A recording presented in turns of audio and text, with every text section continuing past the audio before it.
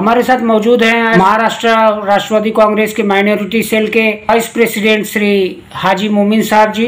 हम उनसे आज जानेंगे उनके चंद सवालों पर कुछ विचार। आजकल हालात ऐसे हो गए हैं कि आर्यन खान की जैसे गिरफ्तारी हुई, तो उस बारे में आप क्या कहना चाहेंगे? मैं ज़्यादा कुछ नहीं कहना चाहूँगा। देखिए, नारकोटिक्स, समीर वानखेड़े जी, नारकोटिक्स अक्सर आप देख रहे होंगे। सुशांत सिंह राजपूत के मामले से जो मामला चलते आ रहे, सुशांत सिंह राजपूत जो सीरियल के एक्टर थे, फिर उन्होंने कुछ फिल्में भी की है। तो उनके आत्महत्या से लेके अब तक का आप देख रहे हैं, जिसमें प्रिया चतुर्वेदी वगैरह बड़े एक्टर्स और बड़े एक्टर्स के बच्चे जी अब क्रूज पर पार्टी चल रही है। ये नारकोटिक्स सूंघ लेती है जी। नारकोटिक्स को पता चलता है कि क्रूज पे पार्टी चल रही है और उसमें शाहरुख खान के बेटे आर्यन खान को की गिरफ्तारी की जाती है जी। अक्सर क्यों ये बड़े लोगों को ही टारगेट किया जाता है। महाराष्ट्र विकास आघाड़ी सरकार बनने के पहले प्रिया चतुर्वेदी के प्रोग्राम में आदित्य ठाकरे जी की मुलाकात को भी इन्होंने एक गंभीर रूप दे दिया था। हाँ। अब एक सेलिब्रिटी है, सेलिब्रिटी से और राजकीय नेता भी एक सेलिब्रिटी में ही वीआईपीज में आते हैं, तो लोग मिलते जुलते रहते पार्टियों में, तो उसको भी एक मतलब मुद्दा दे दिया था, नशे से जोड़ दिया गया था। और रही बात आर्यन खान की, तो आपने देखा होगा सुशांत सिंह राजपूत से लेकर अभी तक कई एक्टरों को और उसके पहले भी एक्टर मतलब इसमें शिकार बनते रहे हैं, एक्टरों के बच्चे शिकार बनते रहे हैं। आज नशा अगर खुलेआम बिक रहा है तो इसमें दोषी कौन है? अभी महाराष्ट्र में गुटखा पर भी बैन है, लेकिन धड़ल्ले से पान की दुकानों पर गुटखा मिल रहा है, बेचा जा रहा है। महाराष्ट्र शासन ने, जैसे कि अभी मैं पहले एनसीपी की बात पूरी कर लूँ, फिर मैं आपको महाराष्ट्र के शासन में गुटखा बंदी का भी बताता हूँ। जी। जिस तरीके से एनसीबी अपना काम कर रही है, उग्रानी, एक्सटॉर्शन, खंडनी, अभी ये मामला आदरणीय नवाब मलिक साहब ने उजागर किया समीर वानखेड़े का जी। उसके अंदर की खाकी चड्डी लोगों तक दिखा दी गई कि ये खाकी चड्डी वाला है और ये इस तरीके से काम करता है और ख़ास करके एक्सटॉर्शन का बिजनेस केंद्र को पहुंचाता है, जिसमें शाहरुख खान के साहबजादे आर्यन खान की को लेकर वसूली 18 करोड़ की वसूली और ऐसे कई फिल्म स्टारों को इन्होंने उठाया। ये एनसीपी का एक्सटॉर्शन का बिजनेस है, नारकोटिक्स डिपार्टमेंट। ये अक्सर उन लोगों को उठाते हैं जिनके नामचीन माँ बाप हो या नामचीन फिल्म स्टार्स हो, उनके बच्चों को उठाते हैं। और काफ़ी आपने देखा होगा सुशांत सिंह आत्महत्या से लेकर अब तक का जितने भी मामलात में जितने फिल्म एक्टर्स को उठाया लिया गया, कुछ लोगों को छोड़ दिया गया, कुछ लोगों की तहकीकात चल रही है, कुछ लोग प्रिया चतुर्वेदी से लेके कई लोग मतलब इस घेराव में आए और ये एनसीपी नारकोटिक्स डिपार्टमेंट ऐसे कई बड़े लोगों के बच्चों को ही उठाते हैं और बड़े लोगों को ही टारगेट करते हैं, क्योंकि इसमें इनको उग्रानी मिलती है, खंडनी मिलती है, एक्सटॉर्शन का बिजनेस चला रहे हैं ये लोग, खुलेआम एक्सटॉर्शन कर रहे हैं जी।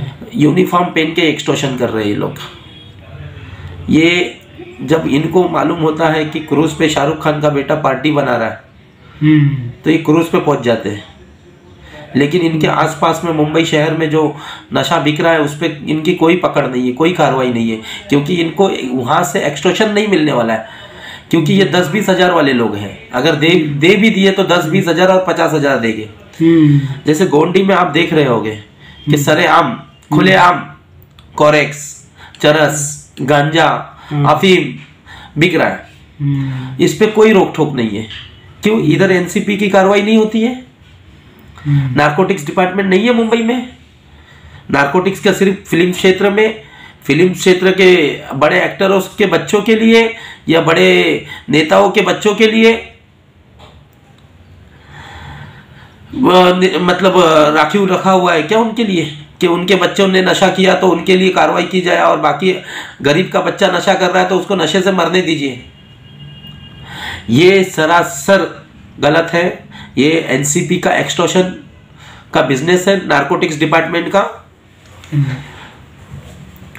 इसमें आपने जब हमारे नेता राष्ट्रवादी कांग्रेस पार्टी के नेता नवाब मलिक साहब ने समीर वानखेड़े का पूरा बायोडाटा, पूरा केस खोल के रख दिया मीडिया के सामने, ये आप सभी जानते हैं। ये 18 करोड़ की उगरानी थी, जिसमें 8 करोड़ रुपया समीर वानखेड़े को मिलने वाला था, 10 करोड़ रुपया जो वसूली के लिए जाने वाले थे, और ऊपर केंद्र सरकार के कुछ लोग बैठे थे उनको। इस तरीके से मामला था। लेकिन मैं ये बोल रहा हूँ कि गोंडी में खुलेआम नशा बिक रहा है, आप देख रहे होगे। फिर मुमरा में खुलेआम गुटखा बिक रहा है, गुटखा पे कोस्पा एक्ट है, महाराष्ट्र शासन ने गुटखा बैन किया है, तो फिर भी धड़ल्ले से बेचा जा रहा है, धड़ल्ले से बेचा जा रहा है। इसमें कहाँ है एनसीबी और कहाँ है? ये वही अधिकारी है जिन्होंने अपनी पढ़ाई आरएसएस के माध्यम से की है, आरएसएस के खर्चे से की है, आज आरएसएस की गुलामी कर रहे हैं। मुस्लिम शहरों में खुलेआम नशा बिक रहा है, इनका ध्यान नहीं है। इनके अधिकारी उन नशे के व्यापारियों को, जिनके पास अगर नशा बेचने के लिए पैसा खत्म हो जाता है तो ये खुद अपना पैसा लगाते हैं कि भैया तुम नशा बेचो, क्योंकि ये मुस्लिम शहर है और यहाँ मुस्लिम शहर के बच्चे बिगड़ने वाले हैं, यहाँ मुस्लिम शहर की नस्लें बर्बाद होने वाली है। इसलिए ये खुद का पैसा लगा के नशा बिकवाते हैं और उन पे अनदेखा करते हैं, उन पे कार्रवाई नहीं करते हैं।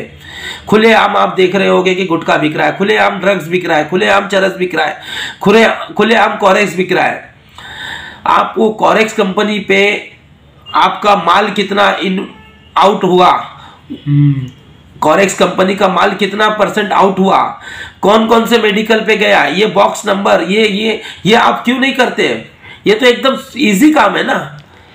हाजी मोमिन जी, पूर्व मुख्यमंत्री फडणवीस जी ने कुछ आरोप लगाए हैं मलिक साहब पर कि उनके अंडरवर्ल्ड से संबंध है, अंडरवर्ल्ड के से संबंध रखने वाले लोगों से प्लॉट खरीदा उन्होंने, तो इस बारे में क्या कहना चाहेंगे आप?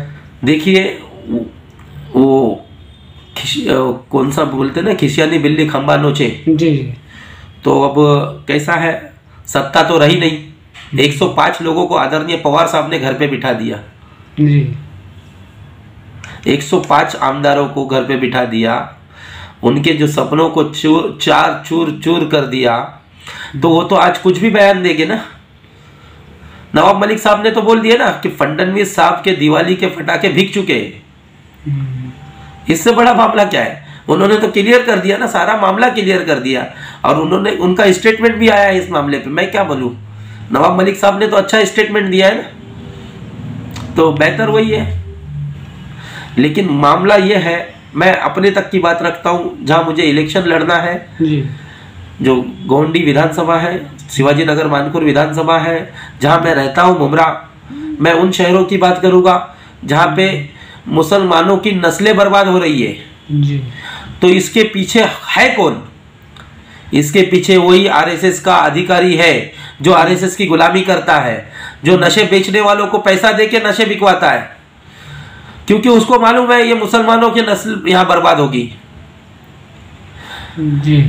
क्रूज का पता चलता है, क्रूज पे समुद्र के बीच में क्रूज चल रहा है, उसमें नशा है या नहीं है ये एनसीबी को पता चल रहा है। लेकिन आए दिन मीडिया में, न्यूज में, व्हाट्सएप न्यूज पे, यूट्यूब न्यूज पे गोंडी मुमरा ये सब जगह के बारे में बताया जाता है, तो क्यों नहीं ऑब्जेक्शन लेती है सरकार?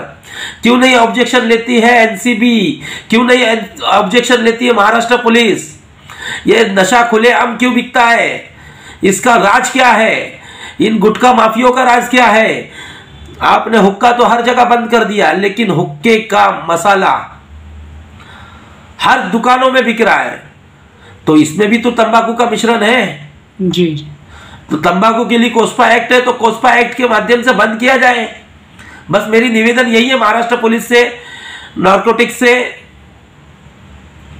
जय हिंद, जय महाराष्ट्र।